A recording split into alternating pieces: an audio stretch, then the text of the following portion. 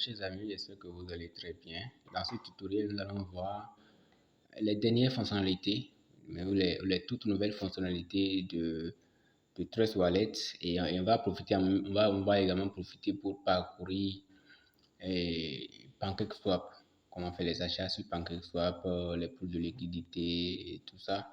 On va profiter pour parcourir ça et au fur et à mesure qu'on parcourt, au fur et à mesure qu'on parcourt PancakeSwap, nous allons également faire un clin d'œil à Uniswap. D'accord, donc on va également s'arrêter au niveau d'Uniswap pour voir un peu comment Uniswap fonctionne.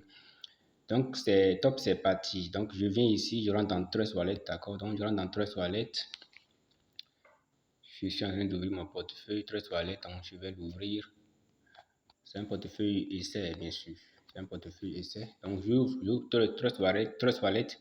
Donc, avant, au niveau de Trust Wallet, vous allez avoir DApp ici. Ouais, vous allez avoir une option DApp ici, en tout cas au milieu de paramètres et découvrir. Là. Il y avait pas découvrir ici. Maintenant, bon, c'est parti et tout ça. Donc, comment ça se fait? Si vous venez dans votre portefeuille Trust Wallet, bon, pour ajouter un jeton, la procédure reste le même. Vous cliquez sur Add. Vous cliquez sur Add et puis si vous connaissez déjà le nom du jeton, vous saisissez le nom du jeton dans la barre de recherche ici. Ouais, ici dans la barre de recherche, vous cliquez sur Add et vous cliquez ici, voilà, sur non, vous cliquez d'abord ici et puis vous saisissez le nom du jeton, ouais.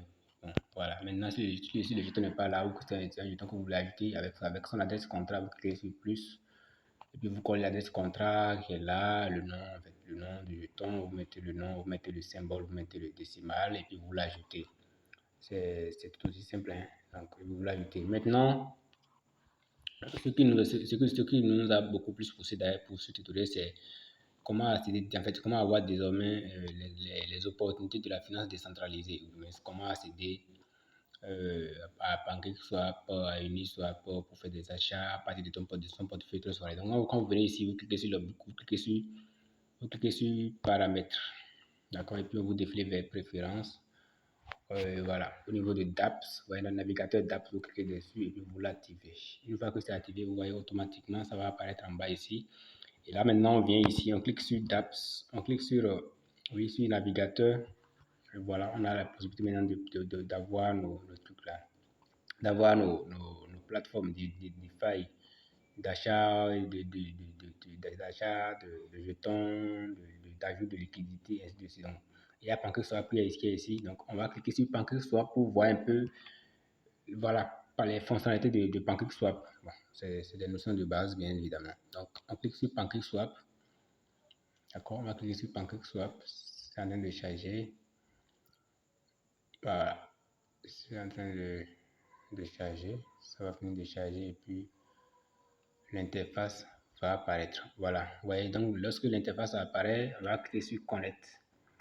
On clique sur Connect. Maintenant, d'abord, qu'est-ce que vous pouvez faire ici? Pour ceux-là qui ne maîtrisent pas du tout Trust Wallet, vous qui êtes nouveau, qu'est-ce que vous pouvez faire ici quand vous venez au niveau de Trust Wallet, quand vous venez au niveau de Trust Wallet et que vous cliquez, vous activez, vous allez dans Paramètres, dans Préférences et vous activez le navigateur d'apps, d'accord? Et vous venez ici, c'est supposé que vous voulez acheter des jetons.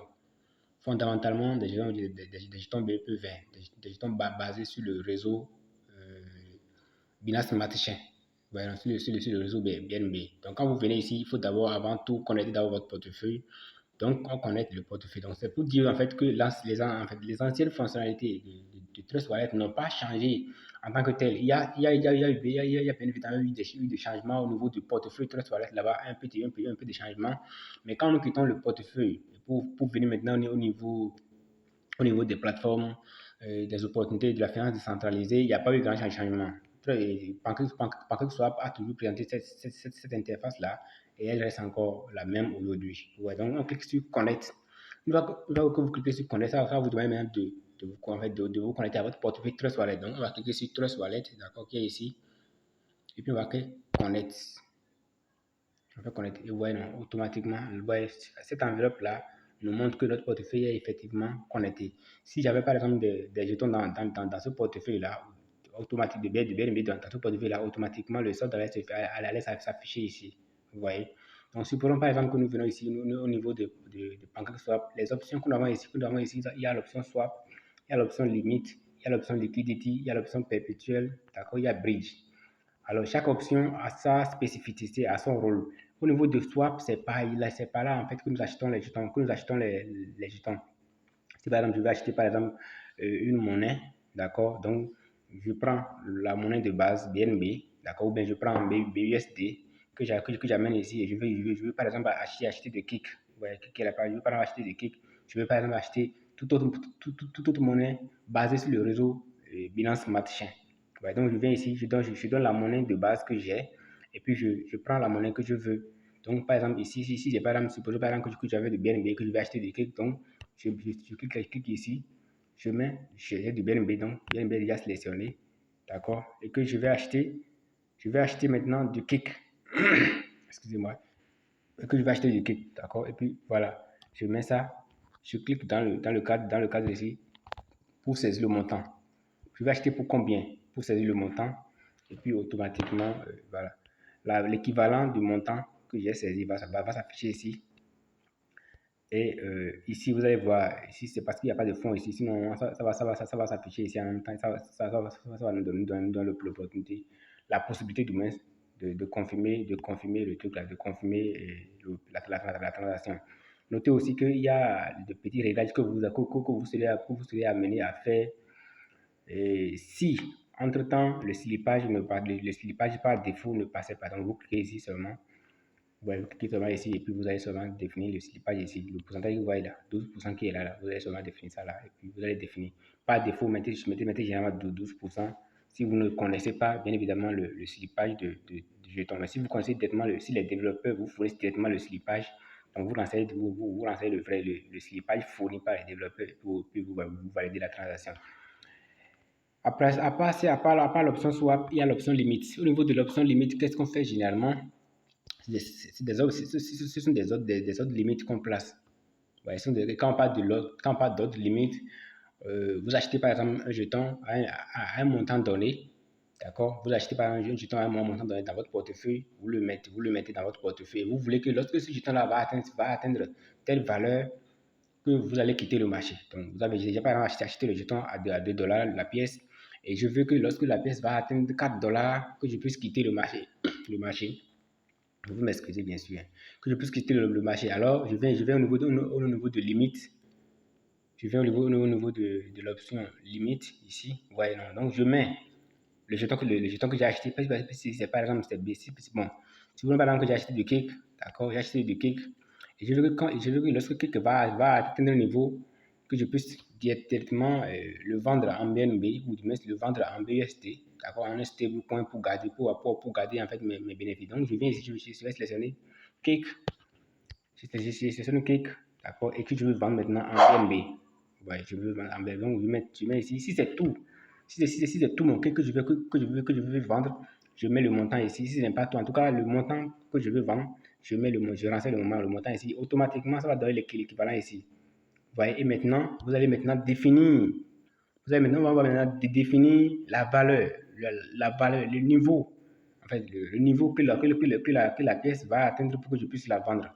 Mais ici, il n'y a pas de fou, il n'y a pas de fonds, il n'y a pas de truc qui est dans ce portefeuille pour que ça puisse en fait, me donner la main pour que je puisse continuer. Mais je vous explique quand même comment est-ce que ça fonctionne. Vous pouvez faire les essais chez vous, vous allez voir un peu comment est-ce que ça fonctionne. Et puis quand vous faites ça, vous allez seulement placer votre ordre.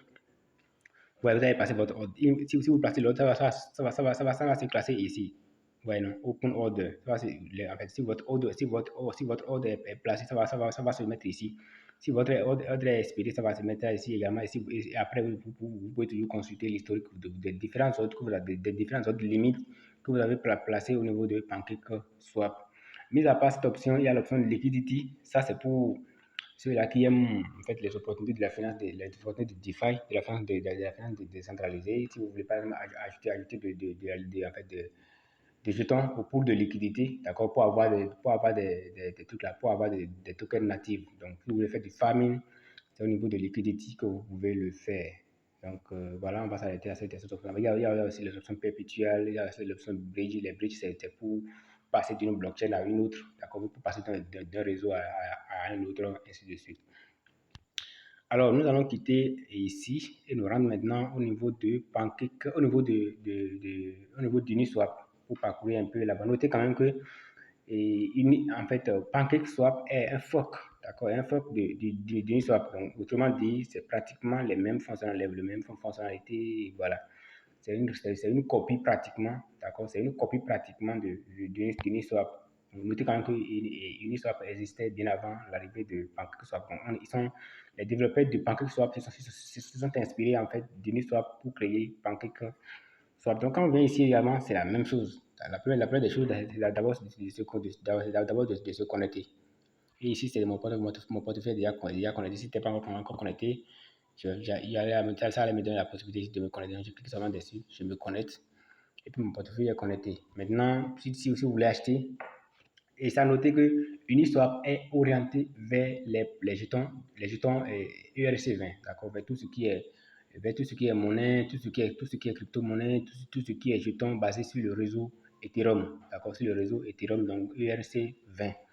Notez quand même qu'au niveau des plateformes, des plateformes décentralisées,